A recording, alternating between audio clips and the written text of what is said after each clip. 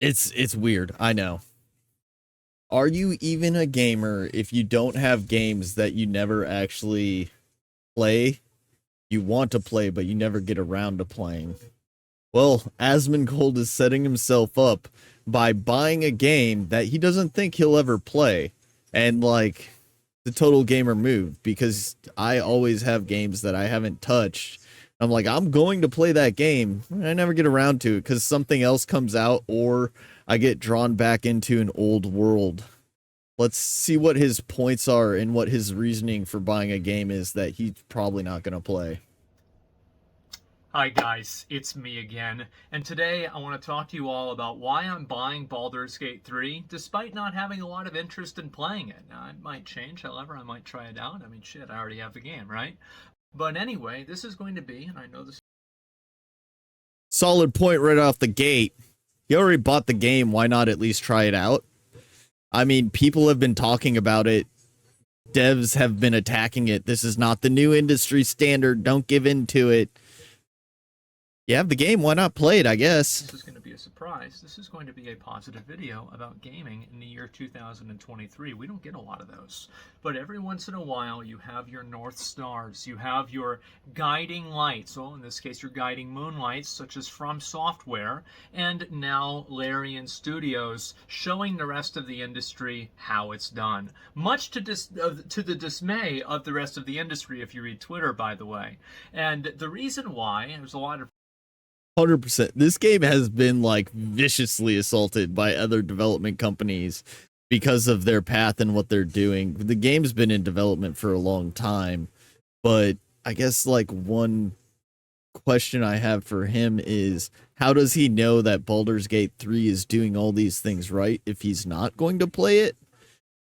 That being said, I know you can get an outside perspective and kind of view things based on the way that the larger audience reacts and kind of gauge what they did right and what they did wrong. But you can't really give the very nuanced and niched examples of what they did right and what they did wrong unless you actually go through with giving it the full experience.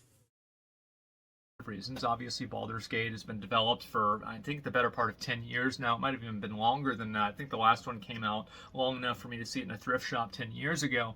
So it's been a That long was a time while ago. coming.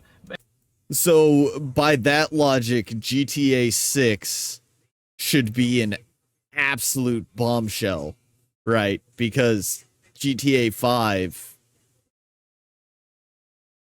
has been out forever. So GTA 6 has had enough development lead time that it should be amazing. By that logic, I don't know if it's going to deliver that, but we'll see. And there's 172, I think, hours of cutscenes in the game, infinite possibilities, D&D rule set, etc., and bear sex as well, which is very exciting. And Priorities. Everyone's been really, really focused on this bear sex. I think the bear sex has gotten almost more attention than the game itself, from what I've seen, which says a lot about our society, I guess. the reason why, however, is none of those. It's, kind of I talked about before, the, what's the word for it? The mining canary problems. Well, this is what the opposite is. Let's go ahead and read this here, okay?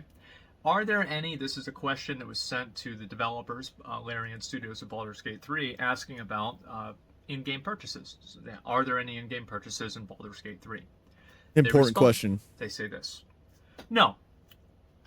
All right. No. Great. No. Solid, straight to the point. Love it. And I think that should be standard for any game that isn't online or multiplayer and in a large portion of its gameplay. And then on top of that, microtransactions should be minimal and limited to cosmetics and not things that players feel they have to participate in order to continue to enjoy the game. That is a big distinction. If you limit microtransactions to purely cosmetic items, I could care less. But if you have microtransactions that in some way transform the gameplay to make it a better experience or give you an advantage, that is a line that we should as gamers push back against and say that is too far. There will be no in-game purchases in our game. We believe in providing a complete and immersive gaming experience without the need for additional purchases. Enjoy the game to its fullest without any additional costs or microtransactions. I think, guys, we don't get a lot of those nowadays, you know? No, it's been a while since we've been able to hear this, and it's nice to hear it again. And we had the same thing with Elden Ring. Well, I don't know that it's been a while since we've heard this and it doesn't exist anymore, because if you really look at, like, there are other games out there that do not have in-game purchases. They're just smaller games and they're less popular and they're not the major titles. I think it's very rare that a AAA studio would launch without in-game purchases, but even then, I'm playing The Expanse right now. There's not I haven't seen an in-game purchase in there. There are other games that exist that have come out recently that don't have in-game purchases. It's just about their size and scope, right? And how many people like notice it. Only Up was an insanely popular game. It got very popular. There's no in-game purchases there, right? Of course, there's hidden NFTs everywhere trying to, you know, subconsciously get you to believe that's where you have to go. But that's not microtransactions. And every once in a while games come out and they're able to actually be for gamers first. And I understand that this has got a lot of people on Twitter upset, especially people that work at other gaming studios, because they're afraid of being held to the same standard. Now, I think that everybody can generally understand why a live service game that's I'm curious as to if it's the game developers that are worried about it or the marketing and the marketing team. In other words, the people that want the microtransactions in there and the people that want to monetize everything, kind of the like publication marketing side versus the dev side. I don't think the developers would be worried about a game that's focused on the gamers first, as opposed to obviously marketers and publishers who want to put those things in there to increase profit margins and everything. They would be worried that gamers want to gravitate towards that. Continuously updated, etc., would need maybe some form of microtransactions to keep development funded, right? Yeah, sure. But we're talking about a single player game that's being released as a complete experience. It is as an a important love letter distinction. to the community, and really as an investment in what their brand has been for, I mean, what, Baldur's Gate, was it 30, 20, at least 30 years? It's insane how long these games have been around. And for those of you who haven't played 1 or 2, I believe Baldur's Gate 1 or 2 just hit the Game Pass. So that's an option for you. But I do like the distinction that he made about live service games versus single player experience games, story-driven games. Because if it's a live service game, Diablo, whatever, I expect there to be some sort of monetization on the backside, because development of season 2 cost money. So in season 1, they have to make money to develop season 2, and then in season 2, they need money to develop season 3, and it leapfrogs forward like that. Just like GTA 5, that's been alive forever, and GTA Online, they get money inside the online store to create content to put back into the online services. That doesn't excuse any of the shady stuff that has happened in the GTA 5 universe over monetization, though. And I really, really appreciate this. And I think that nowadays there are so many, like, you know, the new game comes out, everybody's excited. And it's like, you know, you have this video game paradox that we have nowadays, this inverse correlation where the less you know about a game, the more excited you are. And then after you learn more, especially after the monetization talks, people become less excited. Oh, there's going to be a battle pass. Oh, there's going to be a seasonal battle pass. Oh, there's going to be skips for the battle pass that you can spend money on. Oh, the battle pass is going to increase your character's power. Oh, how I lovely. feel What a great attacked right game. I now. can't wait It's to like spend every game 200 I'm hours playing. farming knickknacks in the game. Oh, I click one thing, one of 253, collect them all because we love to waste your time. There are many games that are like this, and as a compulsive fucking idiot, I usually play into at least a lot of the collection metas. However, Yep. many other people don't, I and I can't think a help lot of myself. people appreciate a game that Look, it's a shiny. If there's a shiny there, I need the shiny. Why do I need the shiny? Because it's shiny and I want the shiny. I don't understand why that makes perfect sense. I get it. respects their time, and I think more and more, especially as money has gotten tight, people respect a game that respects their money too. And that's why I'm supporting Larian Games, that's why I'm supporting Baldur's Gate 3. I'll be honest, outside of Honkai Star Rail, which by the way is not a very good example of what I'm talking about, I've never really played a lot of turn-based games. The last one I played was Super Mario RPG, came out, I don't know, like maybe 25 years ago. So it's been a while since I've actually played any turn-based games. They're not necessarily super appealing to me, but I might. I agree with him on this. This game is not super appealing to me, but I like what I've heard from the development process in the game, which makes me want to play it, not just give them the money to support the kind of what I see from the outside, but I want to play it in order to see all the details that are actually in there and see if what they kind of promise and what their company ethos is, so to speak, and how that translates into the game. Because I think if they took that much forethought in this is why we're not monetizing, this is the priorities of the game, I think if that's their goal and focus, it should make a good game, even if it's not necessarily in my kind of niche genre or game style that I like, which means it could expose me to a new genre, or I might enjoy a game in that genre because of those things. And I think you get a lot more experience that way. Might actually give it a shot with Baldur's Gate because of how much I believe in what their vision is. They're willing to, take pay cuts. They're not trying to appease a, board of shareholders who, many of the people who are making important decisions are not even really sure what Baldur's Gate is entirely. They don't really understand it. They never played any of the other previous games. They're not really video gamers. Maybe they play Candy Crush. This is very upsetting for a lot of gamers, and it should be. It's very if they get the Candy Crush audience, it's game over.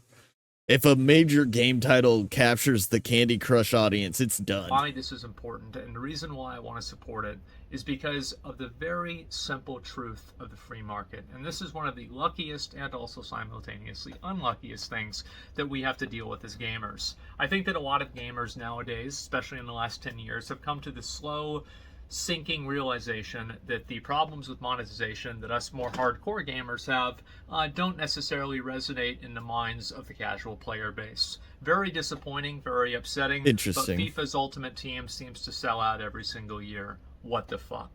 But the truth is that whenever I guess that's true, because like a casual player is gonna pick one or two games a year that they kind of focus on. They don't have a lot of time to dump into earning everything. And at the end of the day, they are more willing to kind of leapfrog certain aspects of the game through monetization to get where they want to go, because they know that their time is more limited within that game universe. And I think that's why that kind of like separation between a more hardcore gamer and a casual gamer exists.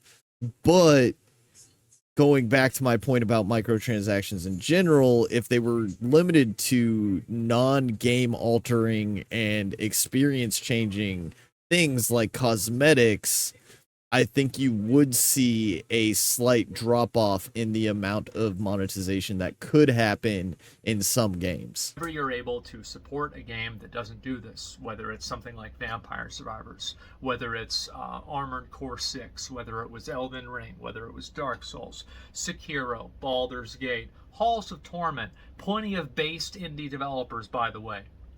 If you're looking for integrity, ingenuity, creativity, there has never been a better time for indie gaming. than right now. But we're talking about Larry, Yeah, I think obviously, which is not a AAA studio. It is, however, a AA studio. And what I mean by the free market is that we can choose as gamers to support games that adhere to policies and practices that we find to be fulfilling and things that we truly enjoy. The biggest problem that gaming has is that people love to complain about games, but they also love to play them. And I understand. I mean that's I think there is a lot of complaining in gaming and less constructive criticism in gaming. And I think that's what really misses in like the gaming conversation is the nuanced approach of constructive criticism. I can enjoy a game and play a game but think that there's things that need to be fixed. And I think that's what as a whole gamer should focus on, not this is why this game is bad, but I think this is how this game could be better. And I think we would give a lot better feedback to development teams to create better products in the future, as opposed to just game bad. I'm playing it because I have nothing else to do. Right. And I think we all do this sometimes, right? Oh, you play a game that you hate? Yeah, who doesn't? But I think it gets a little bit too serious. Getting over it. It happens too often. And I think in some cases it's okay to play a game that you love as well. And especially if you want to give a vote of confidence to people who are actually trying to improve the genre, improve the industry, and improve the space.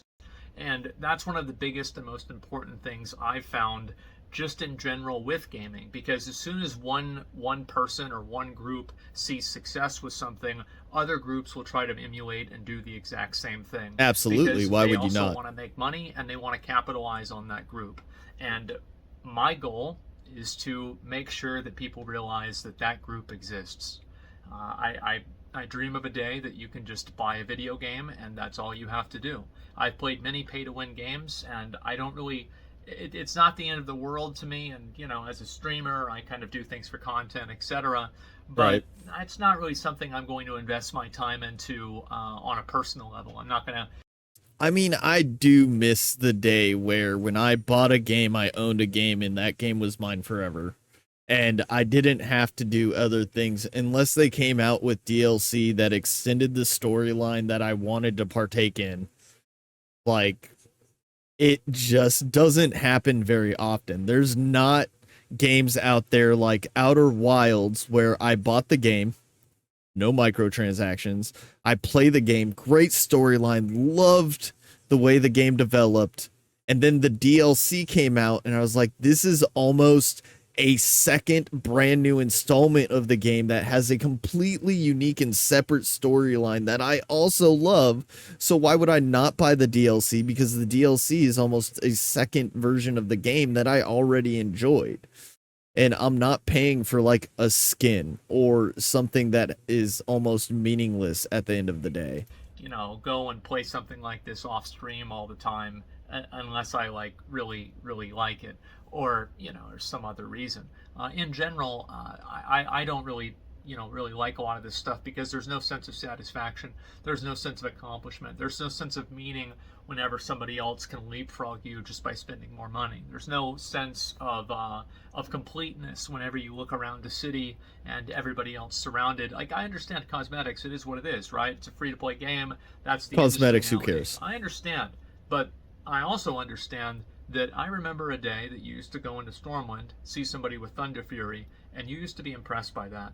Now, I understand that obviously Classic WoW kind of shed a little bit of light on what an accomplishment that really is. However, I think that the illusion still could have existed back then, whereas now, nobody's even fooled. So, it's disappointing to see, and that's why whenever we see a game like Baldur's Gate 3 come out, I would urge people who are interested in games like this to check it out. I'm not saying buy it, I'm saying check it out. You know, what you do with your money is your own fucking decision. But the truth is that that's what I'm going to do. And whenever I see games that are like this, I try to do my best to take that out to you guys and share these ideas and these games with you, because I feel like they are a positive force for the industry. They're a positive force for gaming as a whole. And they're also a positive force for us players, because these are games that, again, not only respect our time, but also respect our wallets. But guys, shit is getting. I mean, like, I really think that even if you're not interested in this genre of game, people have been drawn to this game because of all of those sentiments outside of its conventional genre. I do not like turn-based combat games, but I am really interested in thinking about playing this game because of how well developed it's supposed to be and how well they're treating their community from the outside looking in perspective. But I can't give that final, like, this game actually delivered until I get into the game. And that's kind of what makes me want to get into the game, is if they care about the audience and they care about the game and development and they put that much time, effort, and energy into the outside in appearance, the inside experience should be good, right? Expensive. Things are getting crazy expensive. And if people want to ask us $70 for a fucking game, they better not try to tack $20 on for it for another fucking outfit. It's crazy. And it's like, I get that sometimes, you know, things are complicated, things Sometimes are hard. outfits are outrageously I get that. priced. I understand, and everything is a value proposition, and everybody's computation with that, everybody's formula is a little bit different. But whenever we see somebody that doesn't do that, I think they deserve the respect of the community, and I think they deserve that acknowledgement, if nothing else. And so that's why I wanted to make this video. I wanted to share that, and I wanted to talk about something positive in gaming nowadays. And I'm probably going to go off on a little bit of a tangent here, so I apologize in advance. But I really think that in the last 5 years or so, indie games have shown just such tremendous promise and such tremendous enjoyment that I might have actually enjoyed more indie games in the last 3 to 5 years than I have AAA games, honestly. Between something like Hades, Vampire Survivors, Halls of Torment, something like Hollow Knight, I'm sure I can think of a dozen other ones if I just sit there and, you know, like go over it. But those are the ones that come to mind. These are the games that I really enjoy playing, and they're games that don't try to have a 200-hour goal. They're not trying to have, you know, 1,000 collectible MacGuffins. We don't need that. People. So, like, I have no problems with the game having a 200-hour goal. I have a problem with games that try to artificially inflate that hour goal by adding so many menial, meaningless tasks that just have no purpose in the world other than to fetch quests or delay XP progression or take you out of the beaten path. Like, if you want me to explore, give me a reason to explore. Hide really nice items in really dark cracks of your map and game. Give me a reason to explore, and then I'll spend 200 hours because I know something's hidden all over the map, and I'll spend that time because it's exciting and I'm looking for something, as opposed to, well, you have to get this thing and then come back. And then you have to go back to the exact same place you just came from to put it back, because you're just grabbing this statue to take it to get it blessed and then take it and put it back. And then once it's blessed, you have to go back and tell the shaman that the blessed statue is back where it's at. And the shaman's like, I don't believe you. And then you have to take the shaman and escort him to the blessed statue, instead of just like, I could have taken him to the statue the first time and avoided all the 3 middle trips, right? People just need a comprehensive, you know, complete game that respects the player's time. And whenever I see that, I think it's amazing. And whenever I see it here, it's great. And I think that we're seeing it even more with a lot of these indie games. I understand that indie games are a bit of a mixed bag, and that's why, of course, you have reviews, you have people on YouTube, and you have Twitch. You can just watch what's going on. I think people are giving indies a lot more respect now than like previously. And it is always a risk because you don't have a kind of background to fall on. I can't look at, well, this company delivered me this that I like, this that I like, this that I like. This was a miss, but it's a 3-to-1 ratio, so I'm willing to risk it with this next iteration. You don't have that with a lot of these smaller studios, so you kind of have to, you know, play it out. But again, outside looking in on the industry and just playing a lot of games, indie games have been hitting more or just as much as AAA games because they're actually taking the time and they're not trying to force a lot of monetization down your throat. That being said, there's still a lot of concerns. There's scam games out there, and there's other things that are just as bad in the indie realm. It's just not as prevalent or not as obvious as some of the way that these AAA games are just missing their core audience. But nowadays, there are so many more tools. The distribution is so much more opened up. It's so much more of a free market. And I think it's been such a great time for gamers to be able to, step back from these AAA studios that seem to be, instead of too big to fail, they're too big to succeed. You have to develop a game 7 years in advance. Bro, 7 fucking years ago, I don't even think Fortnite was popular. Like, I'd have to do math on that, but I'm pretty sure it wasn't. So it's like, how can you develop a game that far into the future unless you have, like, either a core vision or something that is equivalent to that? But a lot of times, these games are just trying to do the exact same thing that movies are. Oh, great, now we have a new Spider-Man. Yeah, it's become this. The only way to develop a game that far out is to continue a franchise. So the Starfields from AAA developers don't really exist anymore because they're so focused on getting a long lead up time. They're more focused on continuing an installment or an established IP than taking a risk on throwing out a new property or universe in order to see if it sticks or misses, because they're putting just too much time and effort into it, and they don't know what's going to be popular 5-10 years from now. No one can, right? You can't foresee a massive change in the market 5 to 10 years out. Oh, great. Now we have a new so they play it safe. So great. That'll sell more toys for the new generation of kids, which I'm sure it's nice for them. But to be honest, I'd like to see some new content. And I feel the same way about games. Things are just continuously being remade, ideas are being rehashed, risks are being taken less. And I think that we have to look towards indie games to taking those risks and being that litmus test for these big companies to try to actually develop games that are, and it shouldn't be like in that, a degree that a lot of people haven't seen.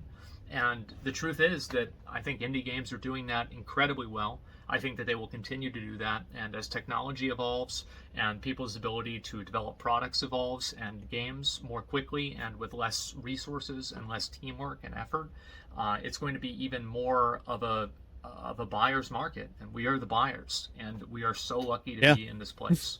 So again, obviously indie games are doing great, but every once in a while we have a really big game like we had last year with Elden Ring, and we're getting this year with Baldur's Gate. And I want to make a video and really kind of give them a shout out for what they're doing, and I really appreciate it. And you know what? Maybe I might even play the game. So anyway, guys, that's about all I've got. I'd be curious if you have any games like that in your recommendations down in the comments. Maybe I might play some of them myself. Yeah, maybe. We'll see what happens. But I don't think Asmongold plays games, right? Asmongold doesn't play games. I've heard this time and time again. He doesn't play games. He just sits there, right, and talks and watches his videos. There's no gameplay anymore. I'm just kidding. I've definitely seen him play games. He doesn't have time to play Dude is busy. I'm not gonna lie. He's got a lot going on. He just started a publishing company. He is one of the founders of OTK. He has Starforge PCs. That I hear that company's doing well. Like he's spread himself kind of thin, but you know what? He finds a way. He's a hustler. He comes out on top. Can't fault him for that. I think he should play the game because it would give him more nuanced opinion on whether he, because I'd be interested to see once he gets into it. It's not necessarily his genre, but I'd be interested to see if he thinks like, oh, they did this right, they did this wrong, and I want to see if he would give constructive criticism about how they could improve despite the company starting from a really good place with the development of the game. I don't think he's wrong in the game space and industry on a lot of the points. I think they're very risk adverse, and it shouldn't be up to the small companies to take the risk to get like these better products out or these new ideas into the marketplace.